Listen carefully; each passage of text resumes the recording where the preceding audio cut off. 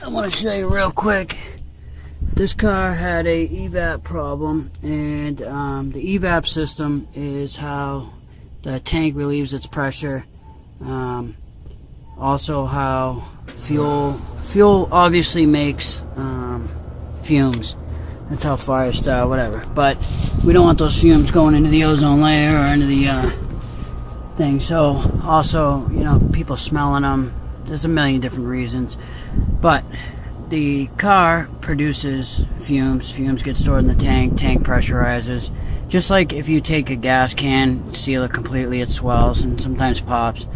Same scenario. Instead of dumping it into the ozone, our cars have a vent. They open the vent, puts it back, and we actually burn the fumes. It goes through the manifold and gets burnt up, and then comes out. And obviously, once it goes through the exhaust, it comes out. The catalytic converter tries to turn it into carbon monoxide and H2O or carbon dioxide. I'd have to look. I forget which gas it is, but you get the point.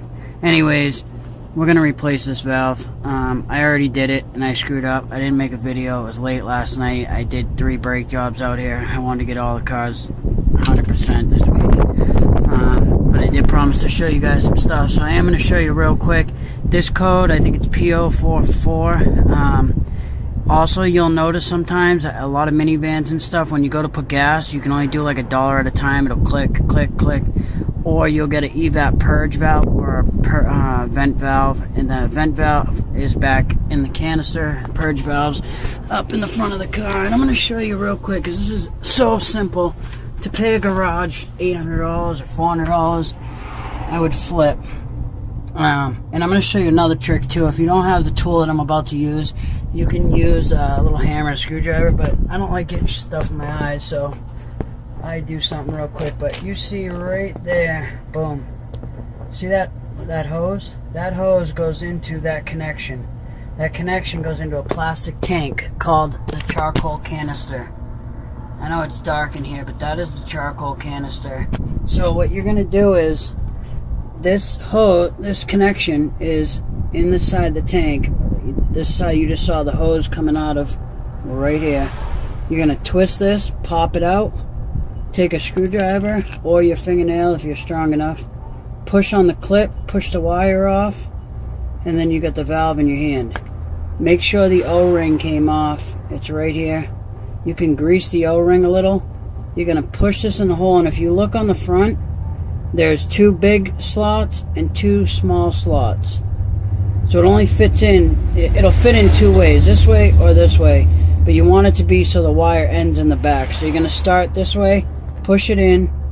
It's almost at like a 45 actually, but you're going to push it in, spin it all the way around, it'll lock, and you'll know the wire's in the back. Plug the wire in, put the hose back on it, and then you're going to reset your code, and your code will not come on. And you'll also know right away, if you had the gas problem, you'll notice right away. But if you go put gas in it and it lets you put gas in it, you're done. Now, I got this nifty little tool.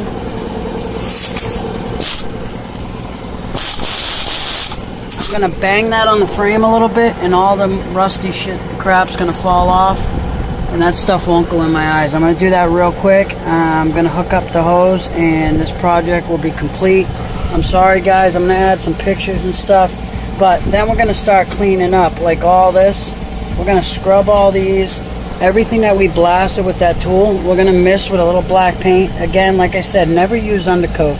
But all this crap, look, that's gonna come off. If you had painted that and then it bounced off, it's gonna look the same. But if we hit it real quick, that thing will vibrate this frame loose, and then we'll be good to go.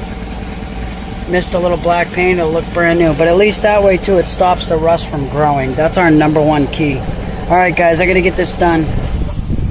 Alright guys, the torch didn't work, so we are resulting in the bolt blaster.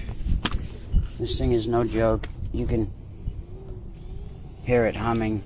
Anyways, I don't want to be on the phone. I gotta hold all this, but this will do the trick no matter what.